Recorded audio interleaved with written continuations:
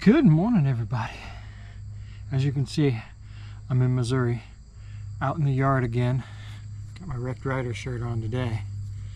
Anywho, today's video. Well, today's video is all about the cover photo you saw.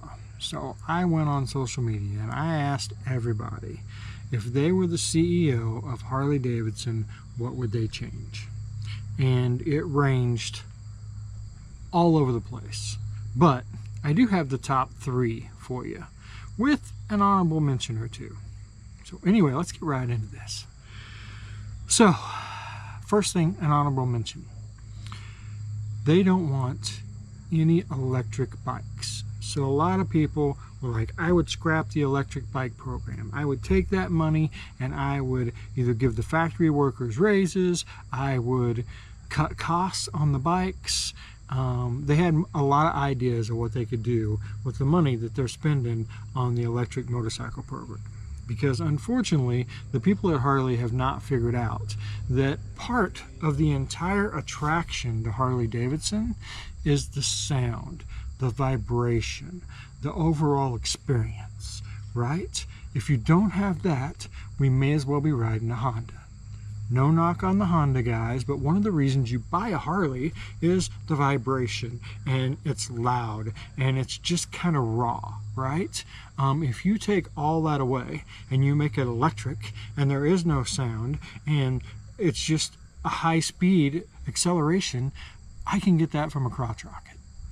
The reason I'm not riding a crotch rocket is 1, it's not comfortable, but 2, the sound and the experience. So there was a lot of people that said they would scrap the electric motorcycle program and spend that money on development of something else that the Harley Davidson owners actually do want. So that was an honorable mention. That's not even one of the top 3.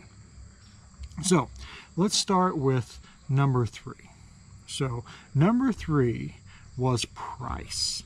So everybody thinks the price is too high for the Harley Davidsons. Now I did just a little research. I didn't go too deep, but I did a little research. So what I did was I compared the Ford F-150 in the early 2000s versus the Harley Davidson Ultra in the early 2000s.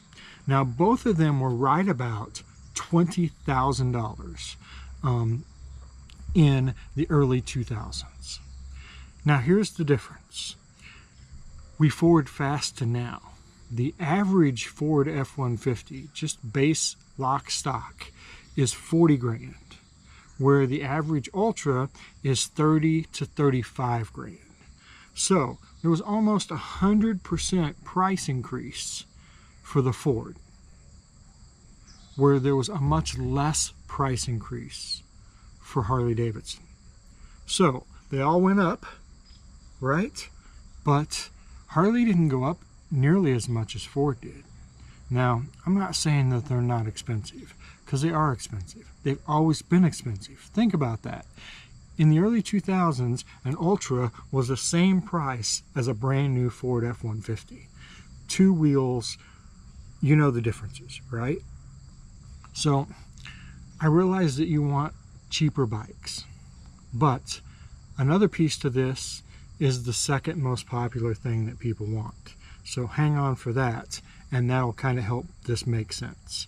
But one of the things they did want cheaper was they wanted a cheaper, smaller bike. Now this I get, right? Because the new Sportsters, I think, are all like $13,000, $14,000, up to $20,000. They don't really have an offering under $10,000. Now you can go get an old Sportster if you want one, and you'll be well under $10,000, and that may be the way to go. But a lot of people want a motorcycle straight from Harley Davidson that is under that $10,000 mark. I get that, right? Getting started out, young kids, I do believe that that is something they should be able to make happen. But that takes us right into our second most popular thing. They want it made in America. So that was a big thing. Make all of the bikes made in the USA. A lot of people said they want all parts made in the USA and assembled in the USA. I've said this before.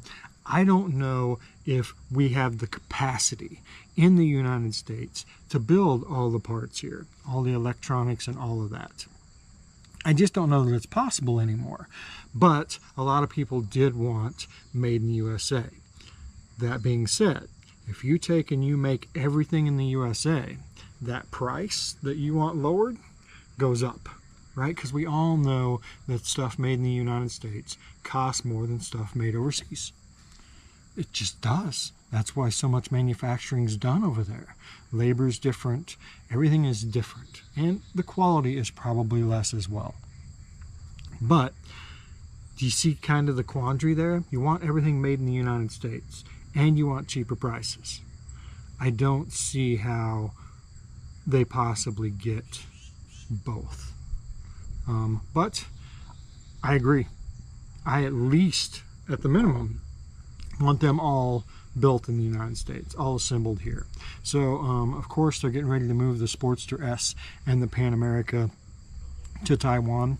Look, they're struggling selling those anyways, but in my personal opinion, we shouldn't buy them. If they move them to Taiwan, just don't buy those bikes. Buy their other bikes if you want to, but don't buy the ones that are built in Taiwan. They'll either quit making them because nobody's buying them, or they'll move the production over here realizing that that might get them to sell some of those. They're not popular motorcycles anyway, even though I really want a Pan America. So it's not like they're doorbuster selling these bikes. So are they really going to lose anything other than, you know, a couple of models that nobody's buying? Number one. The number one thing that everybody said they would do as a CEO is they would remove all the politics from the company. Now this, of course, has been the big controversy over the past week, right? With everybody claiming that they're woke and DEI and all of that.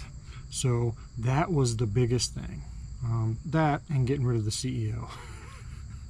I'm going to combine these two things because everybody's like getting rid of the CEO and getting rid of all of the politics within Harley Davidson, right? We don't want your politics. We want you to build kick-ass motorcycles that we want to buy, and we really want you to focus on that. Focus on what your job is, and that is to build the best motorcycles on the planet. And we'll focus on what our job is, and that's buying the best motorcycles on the planet. So that's it, guys. That was the top 3 things. Like I said, with an honorable mention there. I'd have a couple of other little honorable mentions. Some were for them to build lower bikes, more lady-oriented focused bikes, and I don't disagree with that. That would be fantastic. I think there's your diversity, guys. You want to be diverse? Start building bikes for for ladies and guys, and that creates a little diversity right there.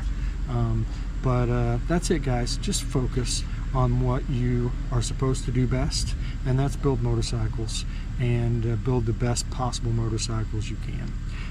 Anyway, guys, as I've been saying every day, we will be in Lake of the Ozarks mid-September. We're having a ride to lunch on Saturday. Come join us. We have a veterans ride on Friday. If you can't make Saturday, come join us. Reach out to us, and we'll tell you where we're going to be. Come hang out with us.